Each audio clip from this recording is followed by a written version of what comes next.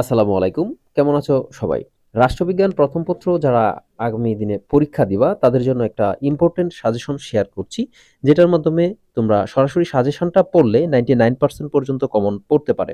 সেজন্য এই সাজেশনটা তোমাদের জন্য খুবই হেল্পফুল এবং ইম্পোর্টেন্ট হতে চলেছে। তো একটা মুহূর্ত মিস করা যাবে না। ক বিভাগ, খ বিভাগ, গ বিভাগ প্রত্যেকটা বিভাগের যতগুলো প্রশ্ন আছে ভালোভাবে দেখে শুনে ভিডিওটা দেখে পড়তে হবে।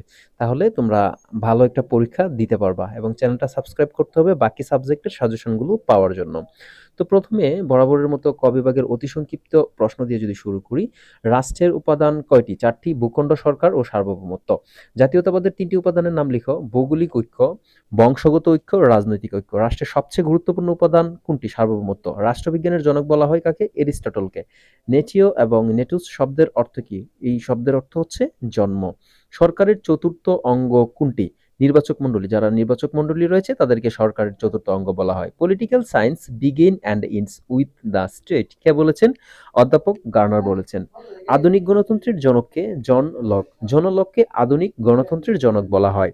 পুলিশ শব্দের অর্থ কি? নগর রাষ্ট্র। পুলিশ শব্দের অর্থ হচ্ছে নগর রাষ্ট্র। এই শব্দের অর্থগুলা খুব বেশি ইম্পর্টেন্ট আমি মনে করছি। এখান থেকে 2-4টা অবশ্যই থাকবে।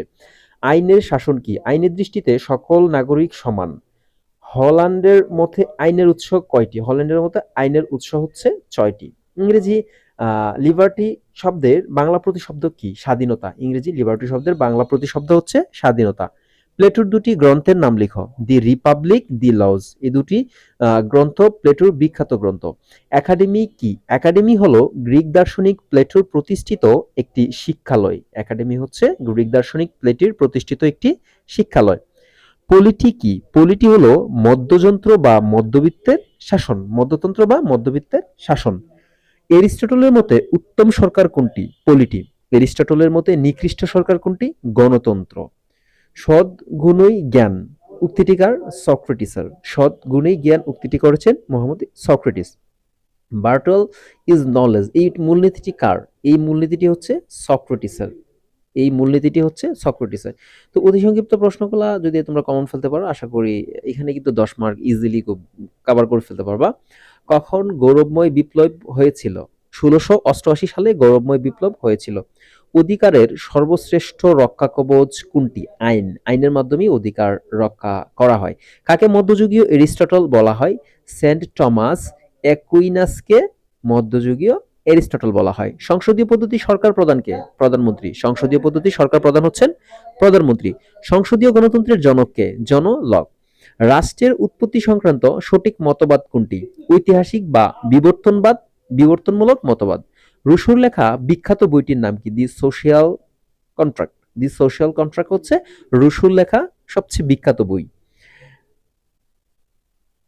লেভিয়েতন গ্রন্থটির লেখককে এবং কত সালে প্রকাশ করা হয়? টমাস হবস এটি লিখেছেন এবং 1951 সালে প্রকাশিত হয়েছে। আধুনিক রাষ্ট্রচিন্তার জনক দি প্রিন্সিপাল গ্রন্থটির লেখককে? মেকিয়াভেলি এই গ্রন্থটির লেখক। Man is born free but everywhere he is in chains উক্তিটি রুশোর। সার্বভৌমত্ব বহুত্ববাদ সমর্থক দুজন। রাষ্ট্রবিজ্ঞানী নাম লিখো। অধ্যাপক লাস্কি এবং বার্কার।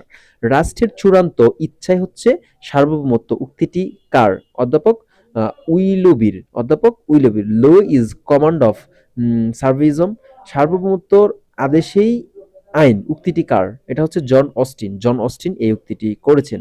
তো খ বিভাগে অতি সংক্ষিপ্ত আমি আর দিচ্ছি না। এইগুলো তোমরা ভালোভাবে যদি পড়ে যাও 99% পর্যন্ত কমন পড়বে ইনশাআল্লাহ।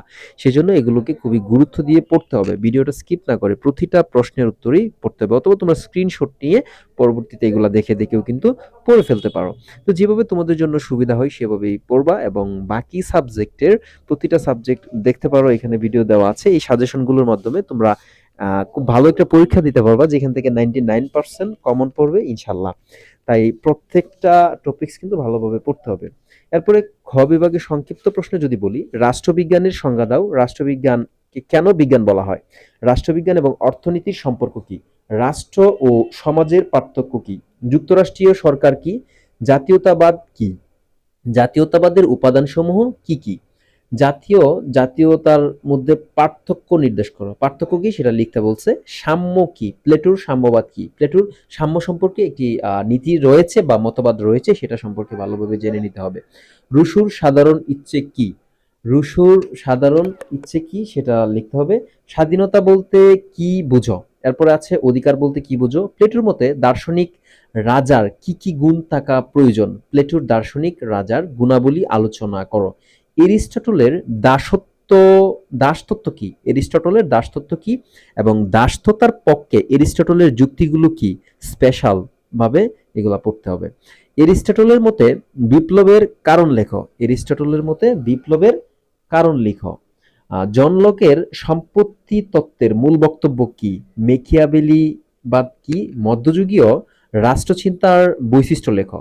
মানব প্রকৃতি এবং প্রকৃতির রাজ্য সম্বন্ধে হবসের একটা গুরুত্বপূর্ণ ধারণা আছে, সেটা সম্পর্কে লিখো। এই যে টপিকসগুলো আছে প্রত্যেকটা টপিকস কিন্তু তোমাদেরকে পড়তে হবে। আমি ক বিভাগ এবং খ বিভাগের সংক্ষিপ্ত এবং অতি সংক্ষিপ্ত প্রশ্নগুলো দিলাম। এখন রচনামূলক কিছু ইম্পর্টেন্ট প্রশ্ন আছে যেগুলো তোমরা গুগলে সার্চ করে অথবা বিভিন্ন বই ঘাটাঘাটি করে আনসারগুলা পেতে পারো। এখানে কিন্তু সম্ভব হয়নি সবগুলার রচনামূলক সহ আনসার দেওয়া। আর এইভাবে ভিডিওতে দিলেও সেভাবে পড়ার জন্য তেমন সুবিধা হবে না, তাই দিচ্ছি না। কিন্তু তোমরা গুগলে সার্চ করে বা অন্যান্য উৎস থেকে সেগুলো কালেক্ট করে এখানে জাস্ট প্রশ্নগুলো দেখো, আনসারগুলো পড়ে নিবা। তো প্রথমে আছে রাষ্ট্রবিজ্ঞানের অধ্যয়নের পদ্ধতিসমূহ আলোচনা করো। রাষ্ট্রবিজ্ঞানের প্রকৃতি ও পরিধি আলোচনা। আধুনিক রাষ্ট্রের কার্যাবলী আলোচনা করো। রাষ্ট্রের উৎপত্তি সংক্রান্ত সামাজিক চুক্তি ও বিবর্তনমূলক মতবাদটি আলোচনা করো। আইন কি? আইনের প্রধান উৎসসমূহ কি কি? অনিয়ন্ত্রিত আমলাতন্ত্র গণতন্ত্রের জন্য হুমকি স্বরূপ, এই উক্তিটি কে করেছেন? যুক্তরাষ্ট্রীয় সরকারের সফলতার শর্তাবলী আলোচনা করো। স্বাধীনতা কি? স্বাধীনতা গণতান্ত্রিক রাষ্ট্রের স্বাধীনতার রক্ষাকবচ সমূহ আলোচনা করো। সেন্ট অগাস্টিনের রাষ্ট্রদর্শন আলোচনা করো। প্লেটোর শিক্ষাতত্ত্ব আলোচনা করো। সমালোচনা সহ প্লেটোর সাম্যবাদ তত্ত্বটি ব্যাখ্যা করো। রাষ্ট্রচিন্তায় এরিস্টটলের অবদান আলোচনা করো। দাসপ্রথা সম্পর্কে এরিস্টটলের ধারণা আলোচনা করো। তুমি কি তার ধারণার সাথে একমত? উত্তরে সপক্ষে যুক্তি প্রদর্শন করো। মানে এই যুক্তি তুমি একমত, এই ধরনের একটা সুন্দর টিকা বা আনসার লিখে দিবা। ধর্ম, নৈতিকতা ও রাজনীতি সম্পর্কে মেকিয়াভেলির ধারণা আলোচনা করো। জন লক কে কেন আধুনিক গণতন্ত্রের জনক বলা হয়, এটা নিয়ে আলোচনা করতে বলছে। তো এখানে যে বিভিন্ন ব্যক্তির বিভিন্ন কৃতিত্বগুলো আছে বা ইত্যাদি ইত্যাদি বিষয়গুলো আছে, এগুলো যদি তোমরা ভালোভাবে পড়ে যাও তাহলে কিন্তু খুব বড় করে লিখতে পারবা। আর এখানে কোনো প্রশ্নের আনসার বাদ দেওয়া যাবে না। এখানে আগে বুঝতে হবে যে ক বিভাগ, খ বিভাগ, গ বিভাগ কোথায় কয়টা প্রশ্ন চেয়েছে এবং সেখান থেকে সবগুলা কিন্তু সুন্দরভাবে দিতে হবে, কোনো কিছু মিস করা যাবে না, ঠিক আছে? আর একটু চেষ্টা করবা লেখার মাঝখানে একটু গ্যাপ বেশি দিয়ে হলেও যাতে 2-3টা বেশি করে পেজ দেওয়া যায়। তো সকলের জন্য শুভকামনা রেখে এটা এখানে শেষ করছি। আসসালামু আলাইকুম।